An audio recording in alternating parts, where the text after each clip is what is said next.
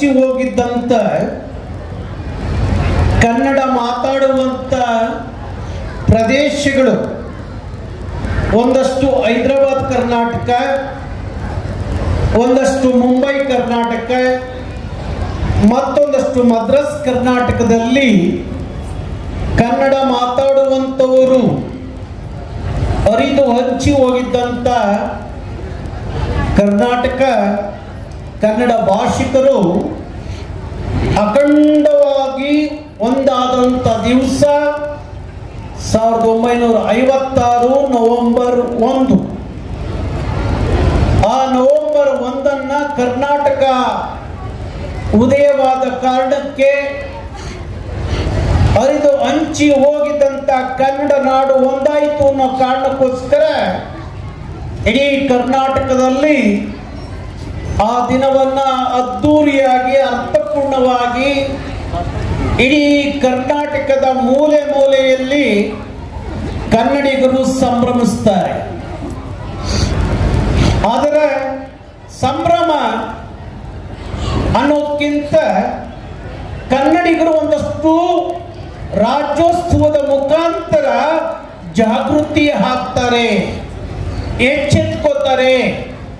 ಕರ್ನಾಟಕದ ಸಮಸ್ಯೆಗಳ ಬಗ್ಗೆ ಒಂದಷ್ಟು ಧ್ವನಿಗೂಡಿಸ್ತಾರೆ.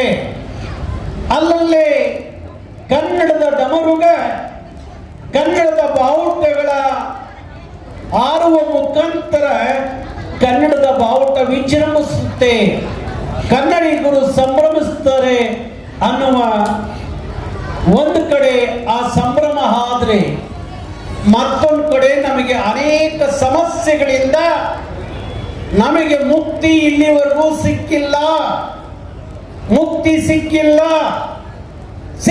ಅನ್ನೋದಕ್ಕೆ ಕಾರಣ ಕರ್ತೃ ಯಾರಪ್ಪ ಅಂದ್ರೆ ಆ ವಿಧಾನಸೌಧದಲ್ಲಿ ಕೂತಿದಾರಲ್ಲ ಅಲಿಬಾಬಾ 40 ಮಂದಿ ಕಳ್ಳರು, ಅವರೇ ಅದಕ್ಕೆ ಸಾಕ್ಷಿ. ಅವರು ಸರಿಯಾಗಿದ್ರೆ ಕರ್ನಾಟಕದ ನೆಲದ ಸಮಸ್ಯೆ, ಕರ್ನಾಟಕದ ಗಡಿ ಸಮಸ್ಯೆ, ಕರ್ನಾಟಕದ ಭಾಷಾ ಸಮಸ್ಯೆ, ಕರ್ನಾಟಕದ ಮಕ್ಕಳ ಬದುಕಿನ ಸಮಸ್ಯೆ ಆಗಿರುವಂತ ಉದ್ಯೋಗದ ಸಮಸ್ಯೆಗೆ ಯಾವತ್ತೋ ಪರಿಹಾರ ಸಿಕ್ತಿತ್ತು. ಇವತ್ತು 70 ವರ್ಷದ ಕರ್ನಾಟಕದ ರಾಜ್ಯೋತ್ಸವ ಆಚರಿಸಿಕೊಳ್ಳುವ ಸಂದರ್ಭಕ್ಕೂ ಸಹ ಆ ಸಮಸ್ಯೆಗಳಾಗೇ ಇದಾವೆ ಹೊರತು ಅದಕ್ಕೆ ನಾವು ಪರಿಹಾರ ಕಂಡುಕೊಳ್ಳಿಕ್ಕೆ ಆಗಿಲ್ಲ, ಪರಿಹಾರ ಸಿಕ್ಕಿಲ್ಲ, ಸಿಗಕ್ ಸಾಧ್ಯ ಇಲ್ಲ ಅನ್ನೋದಾದ್ರೆ ಆ ವಿಧಾನಸೌಧದಲ್ಲಿ ಕೂತಿರೋರಿಗೆ ಈ ನಾಡು, ನುಡಿ, ನೆಲ, ಜಲ, ಭಾಷೆ ಬಗ್ಗೆ ಇಲ್ಲದ ಕಾಳಜಿ. ಅವ್ರಿಗೆ ಯಾರಿಗೂ ಬದ್ಧತೆ ಇಲ್ಲ, ಅವ್ರಿಗೆ ಯಾರಿಗೂ ನಿಷ್ಠೆ ಇಲ್ಲ, ಅವ್ರಿಗೆ ಯಾರಿಗೂ ಕನ್ನಡದ ಸ್ವಾಭಿಮಾನದ ಕಿಚ್ಚಿಲ್ಲ. ಆದ ಕಾರಣ ನಮ್ಮ ನಾಡಿನ ಸಮಸ್ಯೆಗಳು ಇವತ್ತಿಗೂ ಪರಿಹಾರ ಕಂಡುಕೊಳ್ಳಿಕ್ಕೆ ಸಾಧ್ಯ ಆಗಿಲ್ಲ. ನಾನು ಬೆಳಗ್ಗೆ ಸಿದ್ದರಾಮಯ್ಯನವ್ರನ್ನ ಭೇಟಿ ಮಾಡಿದ್ದೆ. ಭೇಟಿ ಮಾಡಿ ಕರ್ನಾಟಕದ ಮಕ್ಕಳ ಉದ್ಯೋಗದ ಬಗ್ಗೆ, ಯಾವ ರಾಮಕೃಷ್ಣ ಹೆಗಡೆ ಅವರು ಮುಖ್ಯಮಂತ್ರಿ ಆಗಿದ್ದಂತ ಆ ಸಂದರ್ಭದಲ್ಲಿ ಕರ್ನಾಟಕದಲ್ಲಿ ಒಂದು ಕೂಗಿಯನ್ನು ಕೇಳಿಬಂದಿತ್ತು. ಕನ್ನಡದ ನಾಡಿನ ಮಕ್ಕಳಿಗೆ ಇಲ್ಲಿ ಉದ್ಯೋಗ ಸಿಗಬೇಕು, ಅದಕ್ಕೊಂದು ಮೀಸಲಾತಿ ತನ್ನಿ, ಕನ್ನಡದ ಮಕ್ಕಳ ಉದ್ಯೋಗ ಮೀಸಲಾತಿ ತನ್ನಿ ಅಂತ ಹೇಳಿ ಆಗ ಕೂಗು ಕೇಳಿಬಂದಾಗ ಅವತ್ತಿನ ಮುಖ್ಯಮಂತ್ರಿಗಳಾಗಿದ್ದಂತ ರಾಮಕೃಷ್ಣ ಹೆಗಡೆ ಅವರು ಒಂದು ಸಮಿತಿಯನ್ನು ನೇಮಕ ಮಾಡಿದ್ರು. ಅವತ್ತಿನ ನ್ಯಾಯಮೂರ್ತಿಗಳಾಗಿದ್ದಂತ ಸರೋಜಿನಿ ಮಹಿಷಿಯವರ ಅಧ್ಯಕ್ಷತೆಯಲ್ಲಿ ಒಂದು ಸಮಿತಿ ರಚನೆಯಾಗಿ ಯಾವ ಕ್ಷೇತ್ರದಲ್ಲಿ ಕನ್ನಡದ ಮಕ್ಕಳಿಗೆ ಎಷ್ಟೆಷ್ಟು ಉದ್ಯೋಗ ಕೊಡಬೇಕು ಅನ್ನೋದನ್ನ ಸಮಿತಿ ಒಂದು ರಿಪೋರ್ಟ್ ಕೊಡಿ ಅಂತ ಹೇಳಿ ಆ ಸಮಿತಿ ರಿಪೋರ್ಟ್ ಕೇಳಿದ್ರು ಅವತ್ತಿನ ಮುಖ್ಯಮಂತ್ರಿಗಳು. ಆಗ ಸಮಿತಿ ಸರೋಜಿನಿ ಮಹಿಷಿಯವರ ಅಧ್ಯಕ್ಷತೆಯಲ್ಲಿ ಅವತ್ತಿನ ಮುಖ್ಯಮಂತ್ರಿಗಳಿಗೆ ಒಂದು ವರದಿಯನ್ನ ಕೊಟ್ಟರು. ಡಿ ಗ್ರೂಪ್, ಎ ಗ್ರೂಪ್ ಅಲ್ಲಿ ಎಷ್ಟು ಶೇಕಡ ಕನ್ನಡಿಗರಿಗೆ ಉದ್ಯೋಗ ಕೊಡಬೇಕು, ಬಿ ಎಲ್ ಎಷ್ಟು ಕೊಡಬೇಕು, ಸಿ ಎಲ್ ಎಷ್ಟು ಕೊಡಬೇಕು, ಡಿ ಗ್ರೂಪ್ ಅಲ್ಲಿ ಎಷ್ಟು ಕೊಡಬೇಕು ಅಂತ ಹೇಳಿ ಅವರು ಸರ್ವೆ ಮಾಡಿ ಅವತ್ತು ಒಂದು ರಿಪೋರ್ಟ್ ಕೊಟ್ಟರು. ಆ ರಿಪೋರ್ಟ್ ಕೊಟ್ಟ ಮೇಲೆ ಆ ರಿಪೋರ್ಟ್ ಇವತ್ತವರೆಗೂ ಜಾರಿಗೆ ಬರಲಿಲ್ಲ. 42 ವರ್ಷ ಆಯಿತು. 42 ವರ್ಷ ಆದರೂ ಈ ನೆಲದ ಮಕ್ಕಳ ಬದುಕು ಮತ್ತು ಭವಿಷ್ಯವಾಗಿದ್ರೂ ಸಹ ಡಾಕ್ಟರ್ ಸರೋಜಿನಿ ಮಹಿಷಿ ವರದಿ ಅನುಷ್ಠಾನಕ್ಕೆ ಬರಲಿಲ್ಲ. ಇತ್ತೀಚೆಗೆ ನಾವು ಕರ್ನಾಟಕ ರಕ್ಷಣಾ ವೇದಿಕೆ 26 ವರ್ಷಗಳ ಕಾಲ ಡಾಕ್ಟರ್ ಸರೋಜಿನಿ ಮಹಿಷಿ ವರದಿಯನ್ನ ಅನುಷ್ಠಾನ ಮಾಡಿ ಅಂತ ಹೇಳಿ ಪ್ರತಿ ಸರ್ಕಾರ ಬಂದಾಗಲೂ ಪ್ರತಿ ಮುಖ್ಯಮಂತ್ರಿಗಳಿಗೂ ಸಹ ನಮ್ಮ ಹೋರಾಟದ ಮುಖಾಂತರ ಅವ್ರನ್ನ ಎಚ್ಚರಿಸ್ತು, ಜಾಗೃತಿ ಮೂಡಿಸ್ತು, ಆ ವರದಿಯ ಬಗ್ಗೆ ಅವರಿಗೆ ಮಾಹಿತಿಯನ್ನ ಕೊಟ್ಟರು ಸಹ ಇವತ್ತವರೆಗೂ ಅದು ಜಾರಿಗೆ ಆಗಲಿಲ್ಲ. ಇತ್ತೀಚೆಗೆ ಕರ್ನಾಟಕ ರಕ್ಷಣಾ ವೇದಿಕೆ ಬೆಂಗಳೂರು ನ್ಯಾಷನಲ್ ಕಾಲೇಜ್ ಮೈದಾನದಿಂದ ಒಂದು ಬೃಹತ್ ರ್ಯಾಲಿ ಮಾಡಿ ಈಗಿರುವ ಮುಖ್ಯಮಂತ್ರಿ ಸಿದ್ದರಾಮಯ್ಯನವರಿಗೆ ನಾವು ಒಂದು ಮನವಿ ಕೊಟ್ಟು ಇಡೀ 31 ಜಿಲ್ಲೆಯಲ್ಲಿ ಡಾಕ್ಟರ್ ಸರೋಜಿನಿ ಮಹಿಷಿ ವರದಿ ಜಾರಿ ಬರಬೇಕು ಅಂತ ಹೇಳಿ ಹೋರಾಟದ ಮುಖಾಂತರ ಅವರಿಗೆ ಮನವಿ ಸಲ್ಲಿಸಿತು. ತಕ್ಷಣ ಎಚ್ಚೆತ್ತುಕೊಂಡಂತ ಸಿದ್ದರಾಮಯ್ಯನವರು ಸಚಿವ ಸಂಪುಟಕ್ಕೆ ತಂದು ಸಚಿವ ಸಂಪುಟ ತೀರ್ಮಾನ ಮಾಡಿತು. ತೀರ್ಮಾನ ಆದ ಮರು ದಿವಸವೇ ಈ ರಾಜ್ಯಕ್ಕೆ ಉದ್ಯಮ ಮಾಡಲಿಕ್ಕೆ ಬಂದಂತವರು, ಇಲ್ಲಿ ಬದುಕಲಿಕ್ಕೆ ಬಂದವರು, 100 ಎಕರೆ ಜಮೀನ ಕರ್ನಾಟಕ ಸರ್ಕಾರದಿಂದ ತಗೊಂಡವರು, 16 ವರ್ಷ ಟ್ಯಾಕ್ಸ್ ಫ್ರೀ ಪಡೆದವರು, ಅವನು ಯಾವನು ಮೋಹನ್ ದೇವ ಪೈ ಎನ್ನೋನು, ಇಲ್ಲ ಇನ್ಯಾರು ಒಂದು 4 ಜನ IT ಕಂಪ್ನಿಯವರು ವಿರೋಧ ಮಾಡಿದ್ರು ಅಂತ ಹೇಳಿ ಸಚಿವ ಸಂಪುಟದ ತೀರ್ಮಾನ ಆಗಿದ್ರು. ಡಾಕ್ಟರ್ ಸರೋಜಿನಿ ಮಹಿಷಿ ವರದಿಯನ್ನ ಮೂಲೆ ಗುಂಪು ಮಾಡಿರು.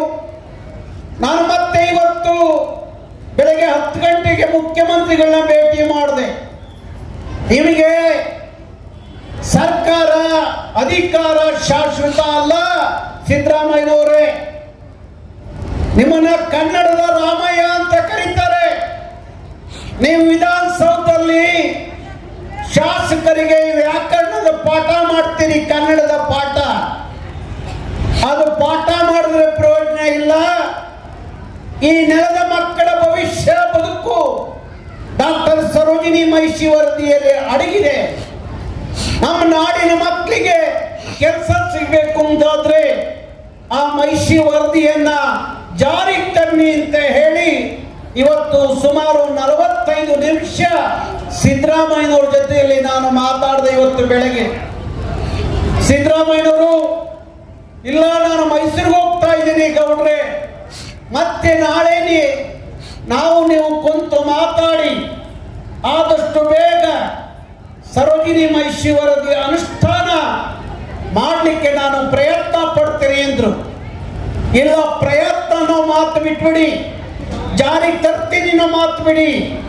ಡಾಕ್ಟರ್ ಸರೋಜಿನಿ ಮಹಿಷಿ ವರದಿ ಒಂದ್ ಕಡೆ ಆದ್ರೆ ಉದ್ಯೋಗ ಮೀಸಲಾತಿ ಕನ್ನಡಿಗರಿಗೆ ಎಲ್ಲ ಹಂತದಲ್ಲಿ ಶೇಕಡ ಇಷ್ಟು ಉದ್ಯೋಗ ಕೊಡಬೇಕು ಅಂತ ಹೇಳಿ ಒಂದು ಕಾನೂನುಬದ್ಧವಾದಂತ ಕಾಯ್ದೆಯನ್ನ ನೀವು ಮಾಡಿದ್ರೆ ಇಲ್ಲಿಗೆ ಯಾವುದೇ ಉದ್ಯಮಗಳು ಬಂದ್ರು, ಯಾವುದೇ ಕಾರ್ಪೊರೇಟ್ ಕಾರ್ಖಾನೆಗಳು ಬಂದ್ರು ನನ್ನ ನಾಡಿನ ಮಕ್ಕಳಿಗೆ ಕೆಲಸ ಸಿಗುತ್ತೆ. ನೀವು ಅಧಿಕಾರ ನಿಮಗೆ ಶಾಶ್ವತ ಅಲ್ಲ. ದಯವಿಟ್ಟು ಜಾರಿಗೆ ತನ್ನಿ ಅಂತ ಹೇಳಿದೆ. ಅದಕ್ಕೆ ಸಿದ್ದರಾಮಯ್ಯನವರು ನನಗೆ 1 ವಾರ ಸಮಯ ಕೊಡಿ, ಅಷ್ಟರೊಳಗೆ ಮತ್ತೊಮ್ಮೆ ಸಚಿವ ಸಂಪುಟ ತಂದು ಒಂದು ತೀರ್ಮಾನ ಮಾಡ್ತೀನಿ ಅಂತ ಹೇಳಿ ಬೆಳಗ್ಗೆ ಮಾತಾಡಿದ್ರು. ಇದು ಕರ್ನಾಟಕ ರಕ್ಷಣಾ ವೇದಿಕೆಗೆ ಇರುವ ಬದ್ಧತೆ.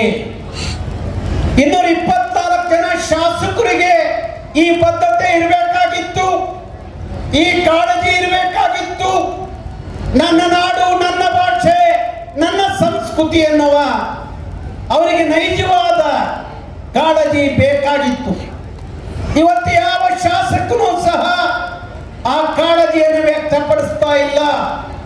ಕಾವೇರಿಯ ಸಮಸ್ಯೆ ಬಗೆಹರಿಲಿಲ್ಲ, ಮಾದಾಯಿಯ ಸಮಸ್ಯೆ ಬಗೆಹರಿಲಿಲ್ಲ, ಕೃಷ್ಣಾ ನದಿಯ ಸಮಸ್ಯೆ ಬಗೆಹರಿಲಿಲ್ಲ, ಬೆಳಗಾವಿ ಗಡಿ ವಿಚಾರ ಬಗೆಹರಿಲಿಲ್ಲ, ಕಾಸರಗೋಡು ಸೊಲ್ಲಾಪುರ ಕರ್ನಾಟಕಕ್ಕೆ ಮರುಪಡಿಲಿಲ್ಲ. ಮತ್ತೆ ಮಾಡಿದ್ದೇನು? ಏನು ಮಾಡಿದ್ರಿ? 106 ಕೋಟಿ ಅನುದಾನ ತರೋದು, 20% 30% ಕಮಿಷನ್ ಇಟ್ಕೊಂಡು ನುಂಗಿ ನೀರು ಕೊಡೋದು ಬಿಟ್ರೆ 224 ಜನ ಶಾಸಕರು ವಿಧಾನಸೌಧದಲ್ಲಿ ಕೂತಿರೋರಿಗೆ ನಾನು ನೇರವಾಗಿ ಸವಾಲಾಗ್ತೀನಿ. ನನ್ನ 7 ಬಾರಿ ಕನ್ನಡದ ನಾಡು ನುಡಿಗಾಗಿ ಹೋರಾಟ ಮಾಡಿದಕ್ಕೆ 106 ಕೇಸ್ ಹಾಕಿ ಜೈಲಿಗೆ ಕಳಿಸಿರಲ್ಲ, 106 ಬಾರಿ ಕೋರ್ಟ್ ಕಟ್ಕಟ್ಟೆಯಲ್ಲಿ ನಿಲ್ಲಿಸಿರಲ್ಲ. ನೀವು ಯಾವನಾದ್ರೂ ಈ ನಾಡಿಗೋಸ್ಕರ ನುಡಿಗೋಸ್ಕರ ಒಂದು ಕೇಸ್ ಹಾಕಿಸ್ಕೊಂಡು ಯಾವನಾರು ಜೈಲಿಗೆ ಹೋಗಿದ್ರೆ 224 ಜನ ಶಾಸಕರಿಗೆ ನೇರವಾಗಿ ಸವಾಲ್ ಹಾಕ್ತೀನಿ. ನನ್ನ ಮುಂದೆ ಬಂದು ನಿಂತ್ಕೊಂಡು ಮಾತಾಡಿ, ನನ್ನ ಮುಂದೆ ನಿಂತ್ಕೊಂಡು ಮಾತಾಡಿ. ನಾರಾಯಣಗೌಡರು ಒಂದು ಕಾರ್ಯಕ್ರಮಕ್ಕೆ ಬರ್ತಾರೆ ಅಂದ್ರೆ ಈ ರಾಜಕಾರಣಿಗಳು ವೇದಿಕೆ ಹಂಚ್ಕೊಳ್ಳೋದಿಲ್ಲ, ಎದುರುಕೊಂಡು ದೂರ ಉಳಿತಾರೆ.